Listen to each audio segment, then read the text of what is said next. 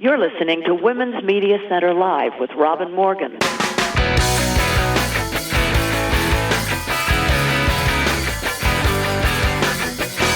Welcome to Women's Media Center Live. I'm Robin Morgan. And today we're going to do some micro and some macro. Micro in terms of our guest, who is the survivor of merciless attacks following an actual sexual assault, and how she survived that. And macro in examining how and why the next major target of the far right to focus on is, yes, feminism.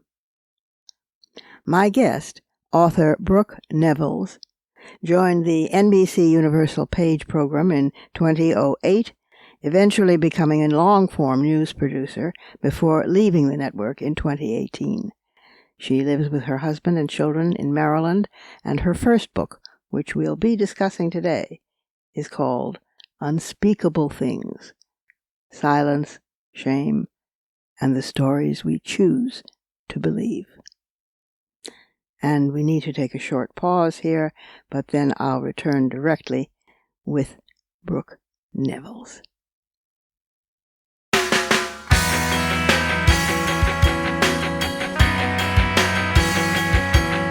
Subscribe to this program on your favorite podcast platform and leave us a review. Follow us on Twitter at WMC Live, like our Facebook page at facebook.com/WMC Live, and visit us at WMCLive.com for more information about our show and our guests. You're listening to Women's Media Center Live with Robin Morgan.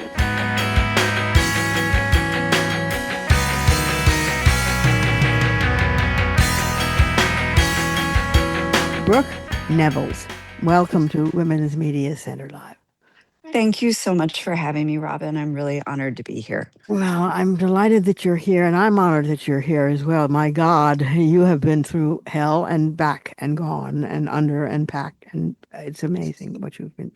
The book is called Unspeakable Things: Silence, Shame, and the Stories We Choose to Believe, which is a very important title, and every word matters. And it is it's about unspeakable things and about all of those elements, silence and shame, and especially the stories that we choose. And choose is an operative word to remember. Or we are chosen by the stories. I mean, it gets very convoluted. But Brooke is a survivor. I congratulate you, huzzah, for surviving it all, and for surviving in an elegant style, which this book shows. It's beautifully written, and it's desperately honest. In fact, it was so honest in parts that I had moments where I thought, I'm very impatient with her because she goes back to him, and why does she go back to him? And I got furious with you, which is of course what happens from the passerby to the victim. Mm-hmm. And so I was reliving the process that you describe in the book, and it was very helpful to see that. And just because I'm not an easy pushover, being a very strong feminist, I'm not easily convinced of the woman's guilt in anything.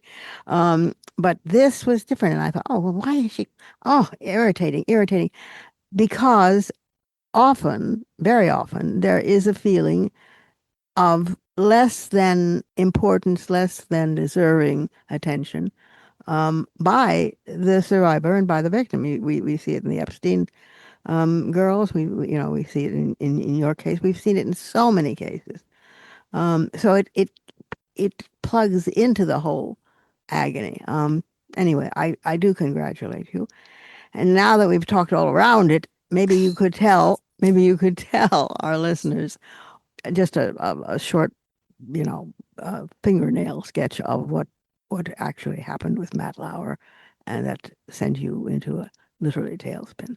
Oh, well, thank you for engaging with the book and for being so honest in your reaction to it. It is a complicated story. And for me, the whole point in telling it was not to simplify it, not to make it easier to understand, but to really go in depth about why these situations are so complicated.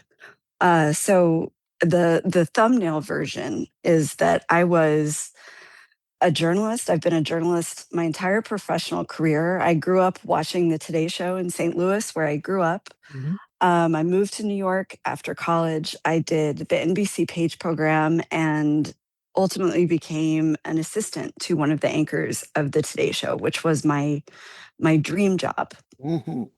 And I stayed at NBC for about a decade. And after I had been an assistant for several years, I was very much immersed in this world. And because media has changed so much, it's almost easy to forget now how important that, the Today Show was as an American institution, just how powerful Matt Lauer was. I mean, Oh, it yes. felt like the center of the world. And essentially, while I was at the Olympic Games in Sochi in 2014, towards the end of my time there, I'd been there about 3 weeks. I'd been working very closely with Matt and Meredith, who was my boss. And after Meredith became the first woman to anchor primetime Olympic coverage, which is a Mhm. very big deal, and Mhm. we went to our hotel bar, we had a glass of wine. Matt walked in and I waved him over to join us. Mhm. And he ended up joining us for hours. And we drank. He watched me drink. He suggested shots. And in the course of the evening, he suggested that I go to his room. And I'm sure your listeners can understand sort of where it went from there. Mhm. Um, as a talent assistant, when someone, it was my job to keep the talent happy, to do whatever needed to be done. I had been to the room. We work out of hotel rooms. I'd been there for rehearsals already in the course of my work. So, when Mm. someone like that You go. suggests that you do something, you go. Yeah, Yeah. it's not really a choice. No. And that ultimately is what the book explores, is The in stories we these choose to the believe. stories we choose to believe, and how power impacts the choices that we make, and how in these situations you really only have bad choices. Yeah. Going to the room, obviously a bad choice. Bad Mhm. things happened. I couldn't have not gone. That would have been a bad choice that would have jeopardized my job. And we see this play out over and over again in these situations. And that's why they're so devastating. And that's why you blame yourself. I blamed myself. Victims blame themselves in the aftermath of these For years. horror, for years. Yeah. And it keeps them from coming forward. Yeah. It keeps these things from being investigated. It perpetuates this culture of sexual harassment, sexual misconduct, sexual assault that we are still seeing today. Yeah. And you're absolutely right. And it is, what's more is that there are individual circular reasonings that lock you in, and then they also interlock on a larger level. For example, there's the individual level of blaming yourself, um, because it must have been my fault. Why was I wearing a dress? Why was I wearing pants? Why was I not in armor? What was wrong with me? And why did I go to his hotel? Well, you went to his hotel room because you've been there before, because had rehearsals in there. It was a familiar turf.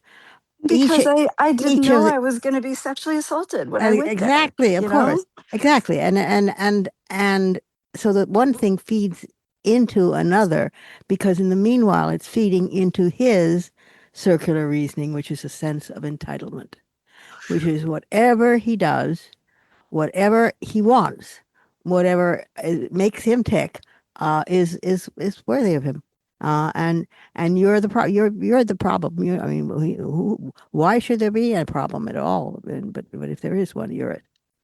Yeah, I mean, and we see this in all sorts of workplaces, in institutions, just in our own lives, whether Hmm. it's, the coach at your high school that wins all the football games, or the Right, the surgeon who does life-saving procedures. right, Just because they have power, yeah, we all tend to look the other way in all sorts of ways in our own lives. And that plays out. And for me, a big part of writing the book was acknowledging that I was a part of that system. The Today Yeah. Show was my dream job. I wanted to fit in there. And within weeks of working at that show, I was told by a staffer about him specifically, and essentially that it wasn't really a secret. It was part Right. of, you know, The given as sort of an accepted wisdom of if you're nice, you sometimes will warn a new woman about it,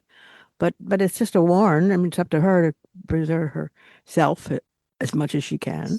I've been at meetings and conferences and of feminists, where women will draw one woman will draw another side. They watch out for so and so. He's got roller skates on, and and of course you take it under advisement immediately.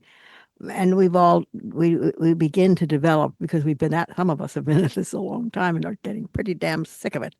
But we begin to develop ways of dealing with it, but they're still dangerous, because at any point the he can always say you're uncooperative, you're a problem, and have you sent back to wherever, and have you taken off the job, and have you lose. and there are real consequences for that. Yeah, And, the most common response to sexual misconduct is not to report it, it's to tolerate it yeah. as long as you possibly can. The most common response to sexual assault, in the sense that there is any common response, people react differently, but it's almost never to report it. These things are very rarely reported. And even when sexual assault is reported, police don't want to investigate it, prosecutors don't Hmm. want to pursue it, and it continues.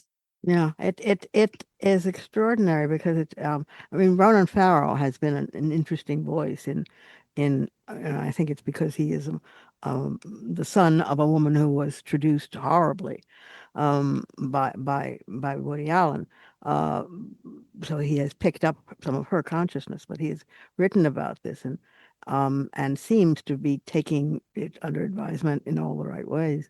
But I just started jotting down aimlessly people in broadcasting, and I mean, it's ridiculous. Lauer was at the top of his game at that particular point, um, and we're talking in the early '90s. And are we talking? Yeah. And Cosby. But then where are you going to go? You're going to go to another talk show? Well, there's Charlie Rose over at Channel 13. Of course, there's Weinstein, and Bill O'Reilly at Fox, and Roger Ailes. And then in the comics, there's Louis C.K., and they go on and on and on forever, to the point where the scholars have even come up with Darbo. I was touched to see Darbo in there. Deny, attack, and reverse. And what's the other one? Victim and offender. Victim and offender, right, right. Mhm. And it's a very good, helpful little memory jog. I don't know how you survived it, and of course you basically didn't survive it, because it wound you up in a psycho ward, didn't it? Yeah. And, I look back at it now and I actually don't know how I lived through that. There's sort of a culture in journalism that Oh, we pride ourselves in not having feelings. You right. can't, you have to be a tough cookie to do Mm-hmm. this work. Yeah. And, that's also a part of trauma. It's compartmentalizing, it's Yep. avoiding. Yep. And for me, I think that was how I got through that and drinking, Yeah. drinking, but that's also a huge part of the Yeah. culture of Yeah. journalism. Yeah. Of But course I it is. think I've gotten to a point in my life now where, I have children, Mm-hmm. and I look at them and I look back at the choices that I made, and I only had bad choices. That doesn't mean that I'm proud of the things that I did in order to survive that. You don't But have to be. right. I mean, I think there's an assumption that if you talk about these experiences, it's because, you're celebrating Well, yourself. but And that's and that's cuckoo. that was not at all why I wanted to write this. I wanted to write it so that people who are facing the same set of bad choices would have better ones, so Mm-hmm. that my daughter will have better ones. Yeah. But I think I've gotten to a point, I was packing my suitcase to go to the hospital when I was extremely pregnant with my daughter, and found the luggage tag from the Sochi Olympics was still on my Oh my was still on God. my suitcase. Oh, wow. And I Yikes. like I collapsed on the floor, and I just, it brought all of it It was a trigger. back. And I just thought, like, oh my God, how can I be doing this to my child? Who would want me for a mother? How will I ever explain to her these things? And I sat there with this luggage tag, and I realized, had I made a single choice differently, I wouldn't be here. I wouldn't be here. My daughter wouldn't be here. My son wouldn't be here. And I hope that by talking about this, others can realize that about their own experiences. It doesn't mean that what happened was okay. It doesn't mean that, Yeah. you can look back at the past and say that it's all right, I'm over it. I mean, so often we blame ourselves Yeah. for having to make these terrible choices Yeah. to get through, and realizing in retrospect that doing what you had to do is an act of courage. And It's an act of survival. right. It's a survivor's It's a tactic. survival response. But so much of me blaming myself over the years kept me from looking at it and saying, why did I have to make those choices? Why Yeah. was I ever put in that position? How Right. did it ever get that far? Yeah. And that's, whenever we blame someone for putting themselves in a position where they are vulnerable and it allows someone to abuse them, what we're really doing is we're giving the abuser a pass. That's right. And the abuser takes it remarkably Hmm. swiftly, with great swiftness and great alacrity. Um, and it's so endemic. It's so buried deep in there that that to disconnect oneself from the self blame, which is part of the problem, um, is unheard of, is unthinkable. I mean, it's you. I see again and again and again how you try, and you try this and you try that and you try different things, and you slide back and you try something else, and there's this portrait of a desperate woman to try and find some secret or open way out and can't find it. And I do think that the latter part of the book, where you begin to introduce more and more and more the rape myths, the rape, Hmm. I mean, everybody thinks, oh, rape, yeah, well, that must be 12 men with ski masks and knives in a dark alley, and then they rape her. And if it's not a gang rape, if it's not that, then it's not a real rape. And of course, most rapes are acquaintance rapes. Most rapes are quite not that. They're the opposite of that.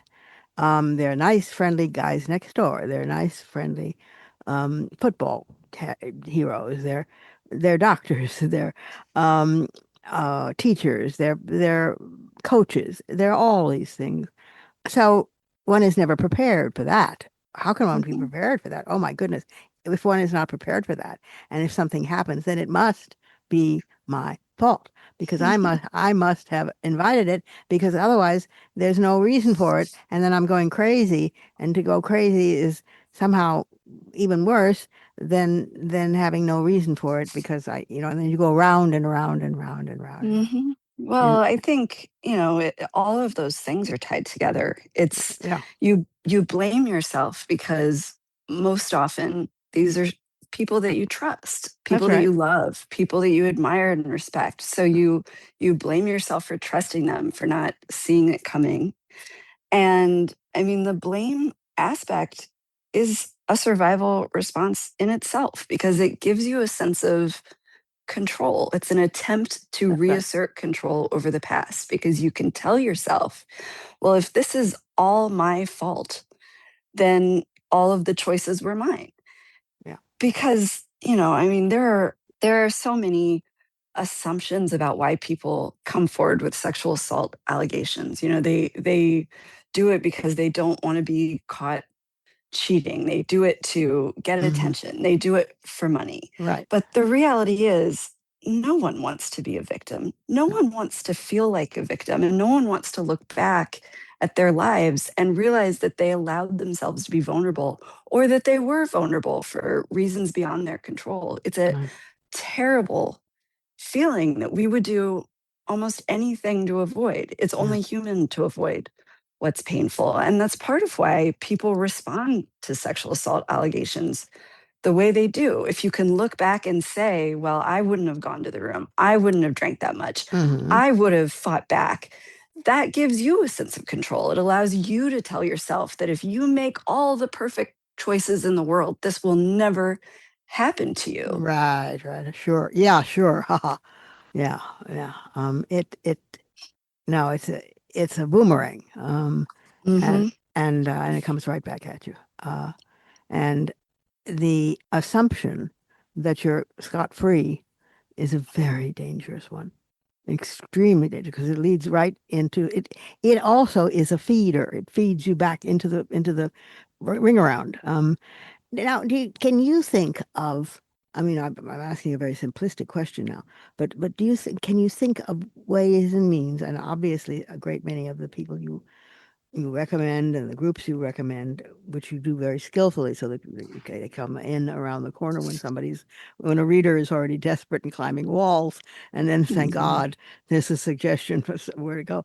But is there that we can do so that we build women who are not so prone to self-blame, who are already in some. I mean, that's what the women's movement, of course, is about. I mean, that's what we've been trying to do for now 40 years. And let me tell you, it's pretty depressing to have a commander in chief who is a prime suspect, not a suspect, but admitted and be proud. Yeah,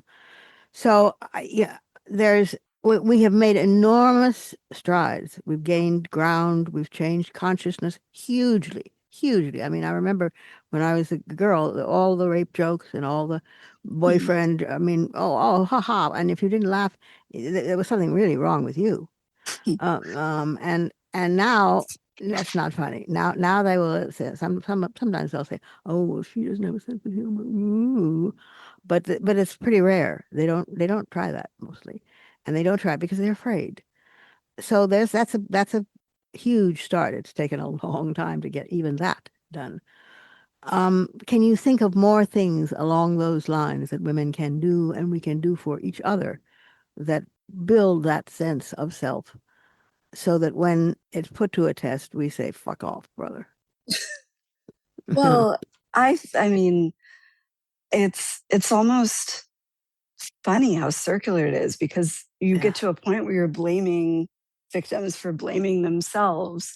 And, we understand why we do that. Like, that's an understandable reaction, but so much of it has to do with shame. And there is just a very, we don't really talk a lot about what shame is. Yeah. It's not embarrassment, it's not regret. It's this feeling that if anyone knows who you really are, if Ooh. they know the real you, that you would not be lovable. Right. Yes, there's this marvelous quote from the book. To be sexually harassed is to have your value reduced to your body at the cost of your ability to earn a living. To come to terms with any form of sexual assault is to reckon with a traumatic loss of control over your body and your life. To blame yourself after experiencing either or both is an attempt to regain some of that lost control retroactively. True, true. But the fastest way to reassert control is to convince yourself that you never lost it in the first place. But the illusion of control comes at a cost. The truth of what happened must be put in a box and buried, and shame takes its place. And it's very powerful, very, very powerful. Thank you. But, shame, when you think about it, shame makes you want to hide. Yeah. And what a powerful shield that is for abusers. Yeah. Oh, it's they hide behind our shame. And one of the reasons that I felt so strongly that a book like this needed to be written is because so often when people confront that, when they come forward, they are shamed. And it's not because people don't care about sexual assault victims. It's because our understanding of sexual assault is so fundamentally backward. That's right. Absolutely. Yeah, it's so skewed and backward. And we aren't born believing that, it's always going to be a windowless van. We are taught these things. Yeah. And those conversations need to be had. They need to be had earlier as, people begin their lives so they understand what consent is. They understand how power impacts it when they join the workplace. But so much of it is, having these conversations so that people don't learn the reality of sexual assault, the reality of consent when they're placed on a jury listening to a sexual assault trial, so that we understand these. And when people come to us in our own lives, we are able to hear them and to support them. And like my case, technically, the system worked. I went to my employer. Mm-hmm. They took the complaint seriously. Right. They investigated it. They confronted the anchor of the Today Show with a complaint from an assistant from years earlier. They did that and they made a decision to fire him for cause. That's unusual itself. That is, unheard of. That was Wow. a successful outcome. And then they followed it up with an investigation that revealed more instances of sexual misconduct, which, of course, I must say, as a journalist, he disputes. Yeah, but there's safety in numbers, I'm telling you. But I mean, when you look at it, like, was my situation, was what happened to me, can we really call that a success? No, of course not. I don't work in television anymore. Yeah. The tabloids just hounded and shamed me for years, to the point that, I mean, the shame of all of it, I did not want to live anymore. Yeah. And, no one wants to end up in a psych ward wearing sticky socks. Wearing sticky socks. Those sticky socks. You can't say, "Oh, I'm fine, I've got this," when you're in a psych ward. No. But for me, rock bottom was the way out. Yeah, it was, but the courage to do that, to go there, and to come out with something in your mind, in your hands, in your body, in your soul, that you can then take and mold and combine and create something else and different, utterly different from it. That's where the courage comes in. And that's extraordinary. I mean, to finally circle back to your question, I look back at what happened to me. I did not survive because the system works, because Me Too fixed all of this. I survived because I was loved. Yeah. Because there were people in my life that believed that I had worth when I did not believe that. Yes, of course. And I hear every day from men and women who have lived these stories, and they are still struggling to believe that they matter, to believe that they have worth. They're still fighting the battle with shame that I talk about so much in the book. And the more we understand this, the safer the world becomes. Yes. Because these things are less likely to happen when we can recognize where people are truly vulnerable, when we recognize who really does commit sexual assault. It's not a guy. Sometimes it is a guy in a ski mask, but very rarely is it this archetypical sexual assault. Oh, no. We can be better prepared, and we can support victims. Yeah. When it happens, we can give them better choices. Yes. And we can stop raising sons to be entitled, to think that they are the be all and end all. We can stop raising daughters to think that they are to be if you know what I mean. We can structure this with a totally different approach. And it takes that kind of thing. It takes that kind of radical change. I mean, I was thinking the other day, there's of course a whole new flap over there's a guy running for I've forgotten his name now. In Maine? Yeah, in Maine. Yeah. Graham Plattner? Yeah, as Plattner.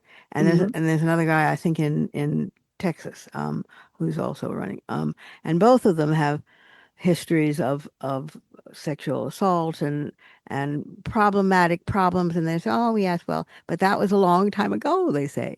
But I've changed, they say, and we know that they have not changed.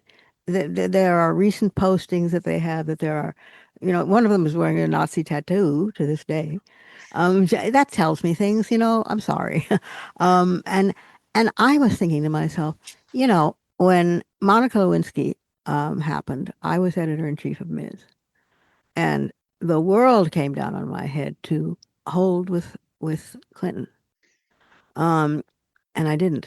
I wrote a blistering editorial about what he had done and how he was a man with power, and she was a 23-year-old intern, and that's all you need to know.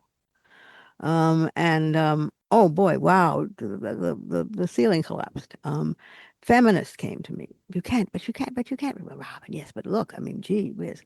And it occurred to me all this time later that not only was that a good thing to do and a smart thing to do, but unless and until we do that kind of thing, we will not have sexual assault. We will not have sexual harassment. We will not have all of these issues which are sexualized and put into a corner where they will not be dusted for years. We will have them all over again and again and again and again until we make it a kill or die issue, as Ronan Farrell said, a catch and kill issue. What we have to do that. We have to say, no, this is important enough so that if necessary, we lose the House of Representatives. This is that important. You are speaking to something so important, and that really resonates with me, because I spoke with some staffers on the Hill about the obstacle they face in reporting, in the retaliation that they face if they do anything that, I mean, they genuinely feel that if they come forward with any type of complaint that brings scandal on their member, that they're jeopardizing democracy. Of course they do. And it's pretty and heavy. and it's heavy. That's what they're carrying on their shoulders. That's any victim that comes forward with a complaint is breaking a code. They're breaking a code and they face the consequences. But I think what you're really speaking to is, we're always willing to look at some guy we don't know that fits this obvious caricature of a monster, and say, oh yes, that's a bad guy. And when we look back at the past and we look at these cases like a Harvey Weinstein, we remember them as monsters. We remember them as bad guys, but we forget that, Harvey Weinstein was a major Democratic fundraiser. These are people that we admire, that we believe in, and that includes their victims. Yes. And I loved his movies. I thought that Miramax did wonderful films. A champion of women. He endowed a chair at Rutgers and named it after Gloria. She got rid of that fast, let me tell you. Well, I mean, that's what makes these things so hard, is because it happens among us. Yeah, that's right. With people that we care about. And I go through and I talk about in the book all of the ways that we are inclined to believe abusers and why. We don't want to believe the worst of anyone that we love. And I don't want to ever make light of the importance of due process, that every allegation should be investigated. That's all we're asking for. Take these seriously, do an investigation. But it's important to realize that we are asking abusers we're asking victims not just to speak out against their abuser, but against the entire community that benefits from that abuser. And that's what they are facing. That's right. That's media, that's publicity, that's the public. That so many little tails are dangling off of that it involves also ultimately the society. And that's where it ripples out from. But unless we get that started, we're just chasing our own tails. It's extraordinary. Well, I applaud you. When the Monica Lewinsky thing happened, I was in 7th grade. And that shaped my entire understanding of what sexual harassment was of that entire era of politics because of the way it was seen in the media, you know? And what I learned from that, what I learned from Anita Hill. I was just going to say, and then there was the Anita Hill situation. Bang, bang. It was like right one on top of the other. Wow. Yeah, it's like what I learned from those situations was that what happened to those women just didn't seem to matter all that much. You know? And you see also nothing happened to them. Nothing happened to these men. I mean, Thomas is still sitting on the court. He is on the court as I speak. He is there right now today. I mean, it is enough to make me climb walls and go through the ceiling. It is, I cannot believe this. And I'm a friend of Anita's, and I say this periodically to her, and she says, "Oh, Robin, stop it." I always say, "You should be on the court. What is it for? It is so." And of course, there were two women waiting in a hotel room to testify who were never called because Biden decided he wouldn't call them. Never mind. It just goes on and on and on. The assumed culpability and the assumed shared. They wouldn't even say guilt. They would just say practice. Among them because it's entitled. It's what is the problem here? So I mean, it happens everywhere. It happens on both sides of the aisle. It happens in our own lives. It happens in our communities, in our schools. And it is just so important that we understand the realities of what that look like for anyone who is contemplating or chooses to come forward with any type of allegation, because so often we blame them for not. You know, we say, if this really happened to you, why didn't you go to the police? Why didn't you report it right away? And it's because they see what's going to happen to them. That's right. And something, and I've heard it from people who've read the book and the experts that I interviewed in the book, forensic psychologists that work with victims day in and day out, that assess offenders, that work in the prison system. You know, they hear from victims that they do not come forward because they don't want to ruin that person for the community. Oh yeah, there's that. Yeah, right, of course. And our standards for victims are just so impossibly high. Yeah, we have to be purer than the little whites. I mean, my God, yes. Tell me what is the reaction to the book? I thought that the world was going to end when the book came out. I mean, it's not easy to put yourself. Tell me about it. To put yourself out there, everything that I'm most ashamed of, that is the most painful, humiliating experience of my life is in that book. And I had no idea if it would be taken seriously, if it would even be acknowledged, because it was for so long just framed as a tell-all, framed as, someone. And the reaction to the book, on the one hand, has been frustrating because it is a hard topic. It's difficult to talk about, and not a lot of people can go there, are willing to go there. But on the other hand, it has been one of the most meaningful experiences of my life because, what happens when you essentially have no choice but to be vulnerable. I mean, that's what this has been for me. So I made it. Exactly. You're getting the U2 effect, and that's wonderful. Well, this was not a story I wanted to tell. I made the complaint confidentially. It's like a tabloid that decided that this should be in the world. Of course. And so you assume that when you are talking about something like this, that you're going to be attacked endlessly. And I do get attacked, but most commonly what happens is that people choose to be vulnerable themselves. They talk about their own experiences, their own fears, what they don't understand about consent or sexual harassment.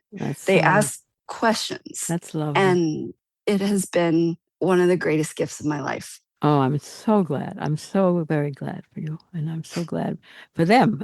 I mean, because they're learning and you're getting to share it. And it's a spread of knowledge. It's concrete knowledge and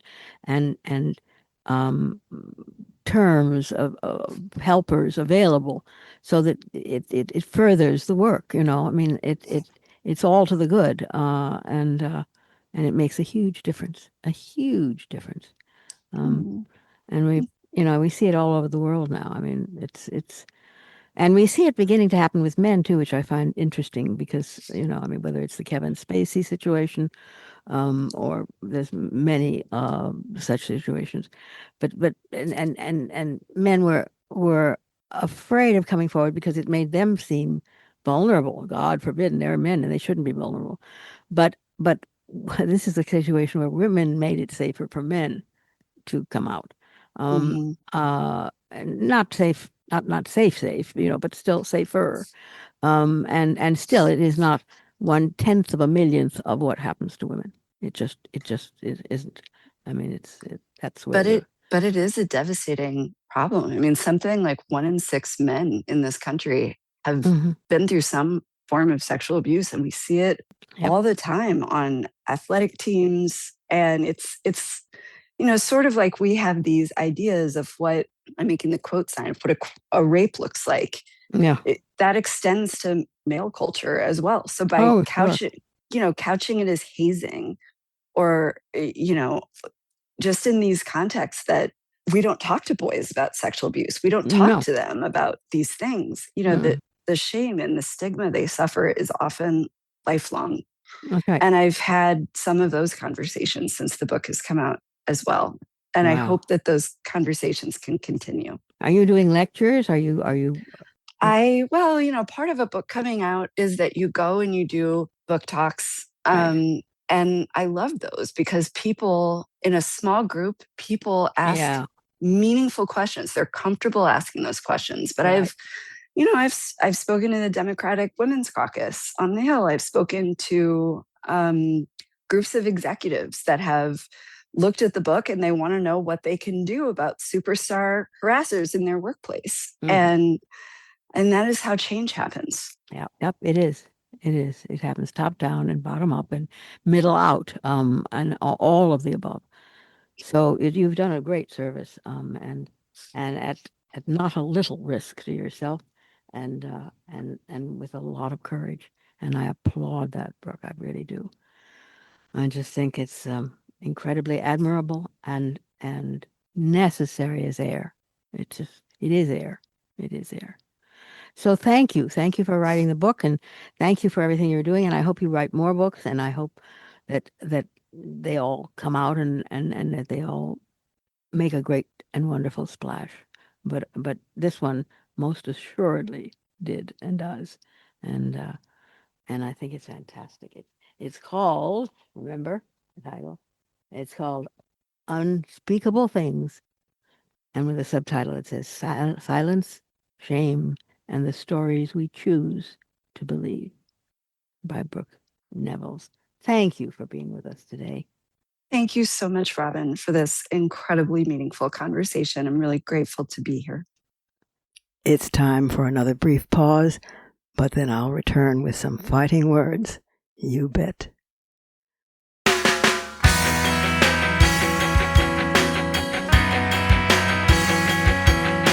The Women's Media Center, founded in 2005 by Jane Fonda, Gloria Steinem, and myself, is a progressive, nonpartisan, nonprofit organization working to make women visible and powerful in media. You can learn more about the WMC at womensmediacenter.com. You're listening to Women's Media Center Live with Robin Morgan.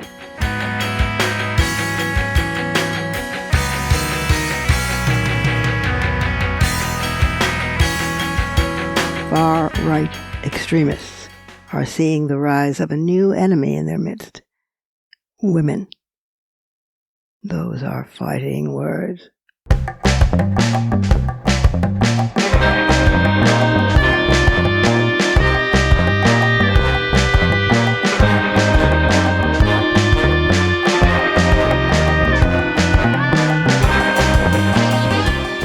Evidence tied to May's deadly attack on a California mosque in San Diego illustrates a violent ideology and playbook all too familiar to counterterrorism and extremism experts. It's not only a typewritten document attributed to the teenage suspects, but it's a live-streamed video showing the attack, and both show extensive grounding in far-right neo-Nazi thinking. But one facet of the ideology behind this attack has so far been left out of much mainstream coverage. Quote, "He just flat out says he hates women, and that they're the devil and they're destroying everything.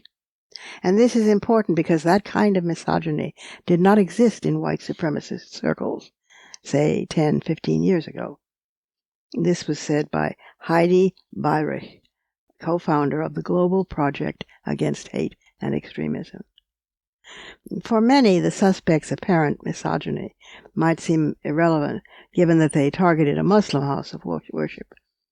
But Alex DeBranco, executive director and co-founder for the Institute of Research on Male Supremacy and Male Supremacism, says it is comparable to anti-Semitism, a foundational underpinning of white nationalist thinking rooted in conspiracy theories. We've seen similar kinds of conspiratorial thinking about women pulling the strings, supposedly, behind the scenes, DeBranco said. And so the targeting of a mosque in San Diego is something that is interrelated not only with Islamophobia, but also with anti-Semitism and deep misogyny. Scholarship and news coverage of violence that is partly rooted in anti-woman conspiracy theories has failed to keep pace with the spread of those dangerous beliefs. The attack at the Islamic Center of San Diego is the most recent example. DeBranco says, "I was surprised when I opened the manifesto. Having looked at the prior media coverage and how deeply blatant the misogyny was throughout, one of the suspects starts talking about Jewish people as the number one enemy, and then in his next section says, and then right after Jews, women are the number one enemy." Just as the writings of neo-Nazis and white nationalist killers often use offensive slurs for Jewish people, the document uses a dehumanizing term meant to shorthand female humanoid organism. That section on women uses dehumanizing language, really popular in the misogynist incel community, DeBranco went on, referring to involuntary celibate communities, which have evolved into virulently misogynistic online spaces and have even been linked to femicide. It's a term that is intended to indicate that women are actually not human, that they are humanoid, and this has been popular for a number of years. DeBranco said that the line of thinking expressed in the suspect's writing follows a tired trope, that women are essentially responsible for everything wrong in the world. She's helped develop a framework for this category of narrative, which she terms anti-feminist conspiracies. She said it's important to broaden public understanding of the ties between these narratives and white nationalist violence. One of the clearest examples of an anti-feminist conspiracy theory lay behind a neo-Nazi attack, DeBranco said, that took place in Norway in 2011. There, a man killed 77 people, including dozens of teenagers at a summer camp. In that case, the perpetrator also left writings behind that outlined his beliefs. This manifesto, in quotes, was very clear as well about the fact that he saw feminism and women responsible for the feminization of the West and of Europe, responsible for what he views as a Muslim invasion, DeBranco said. He adhered to another conspiracy theory called cultural Marxism. He talked about anti-political correctness and all of those things he rooted with the idea of feminism, of Western women as the key problem. And Beirich said, too, that there were other signs that far-right extremist, misogynist conspiracies were trending toward full-throated endorsement. She points to the 2014 Gamergate controversy, which blew the lid off a culture of sexualized trolling and harassment, sometimes amounting to violence and doxing in the video game space, and the culture of violent anti-woman rhetoric nurtured on the Daily Stormer, once the main online messaging board for neo-Nazis. Still, Beirich, whose career tracking far-right extremism spans decades, said the degree to which this misogyny is spread is notable. It has completely infected the white supremacist realm, Irish said.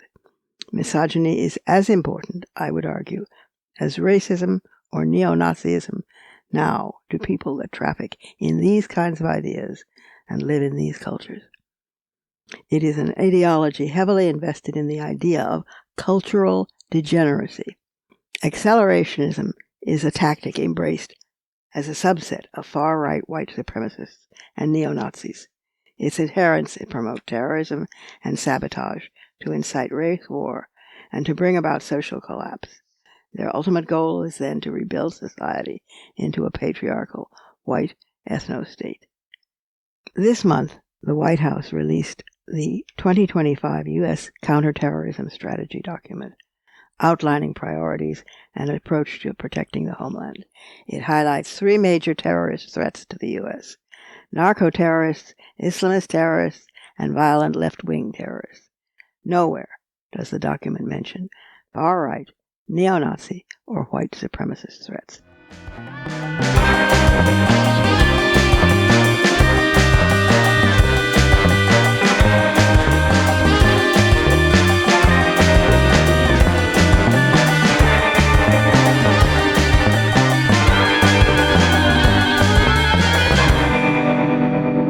And that's our show for this week.